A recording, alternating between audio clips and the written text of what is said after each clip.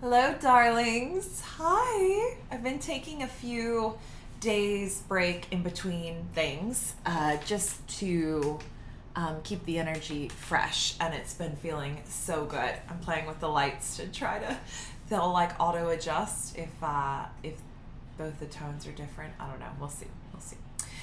All learning. But I've been taking a few days here and there to just sort of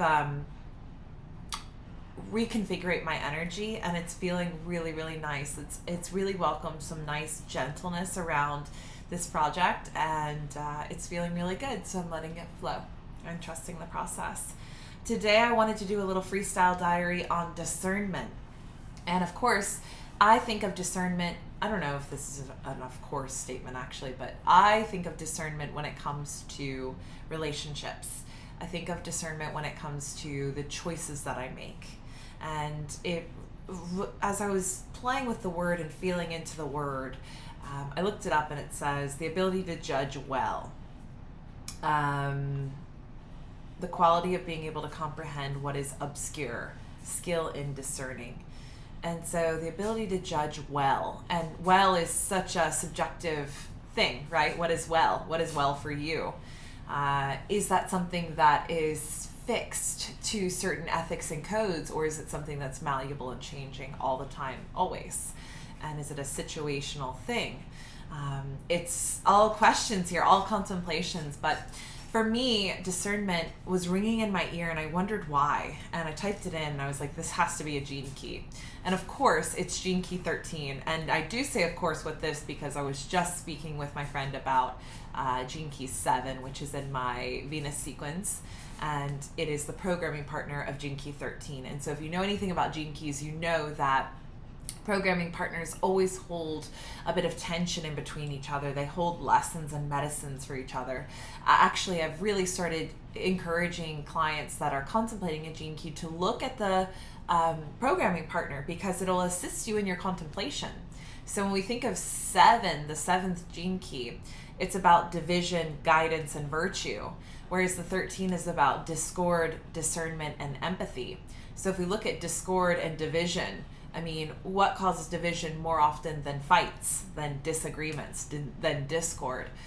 Immediately, I know, because this key is really active in my profile, that's where I go pretty quickly emotionally.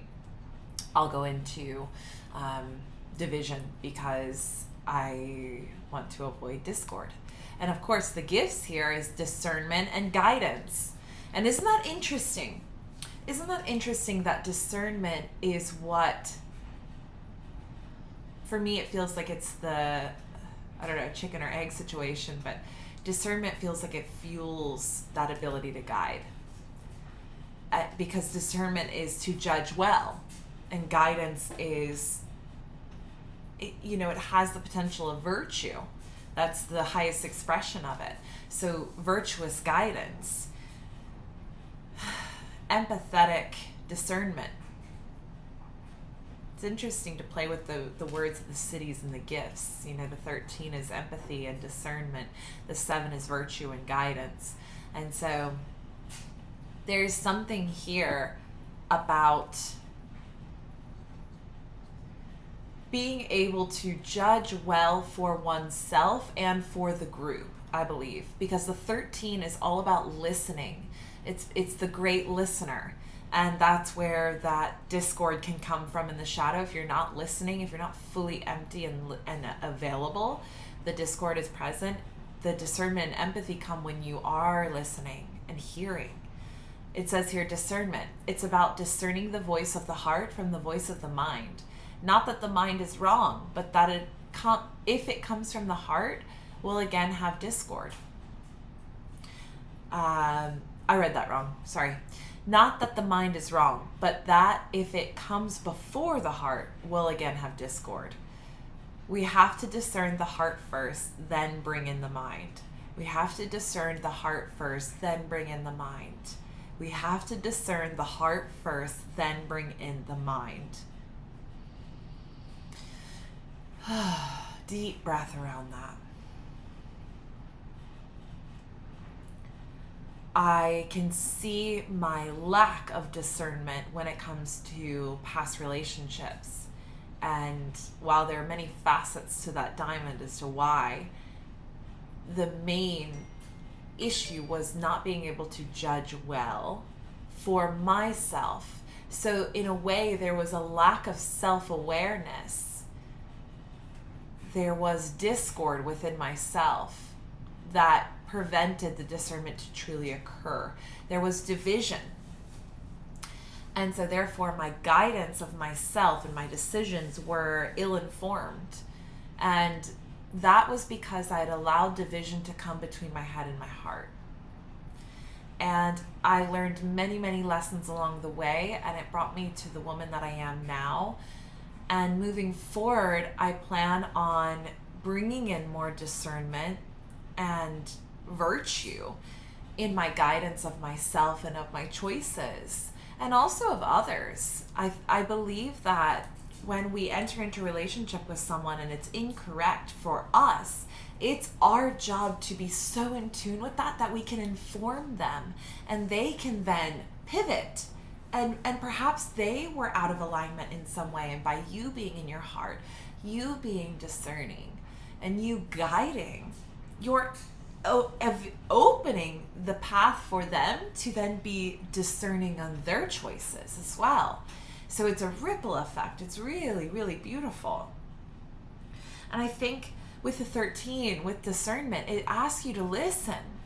And I've been thinking about this a lot with the masculine and feminine work that I've been doing. And Alison Armstrong speaks about the woman truly listening uninterruptedly to the masculine. And when we do that, we will hear everything we need to hear. Everything we need to hear will be said.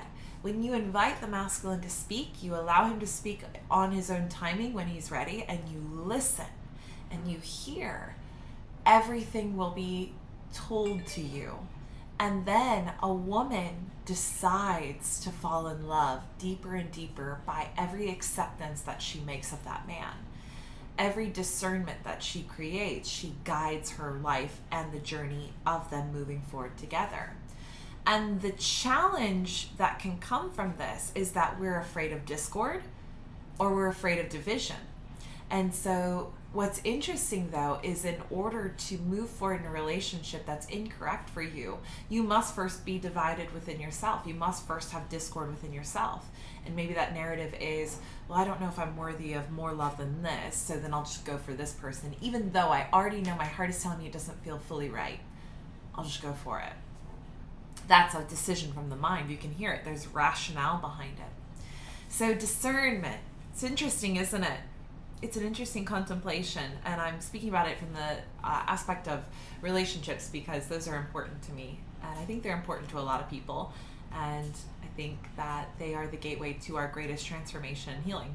Relationships are. And so I hope that you can welcome this Gene Key 13 in to your lap and Gene Key 7, and allow the discernment and the guidance to swim and move and dance with you.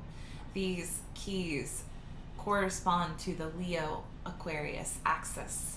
So the 7 is this beautiful Aquarius energy, which I think is just so beautiful. The 13 is Aquarius, I'm sorry. The 7 is Leo. Yeah. So that is the axis of love. That, in my eyes, it is. It's love and service of humanity.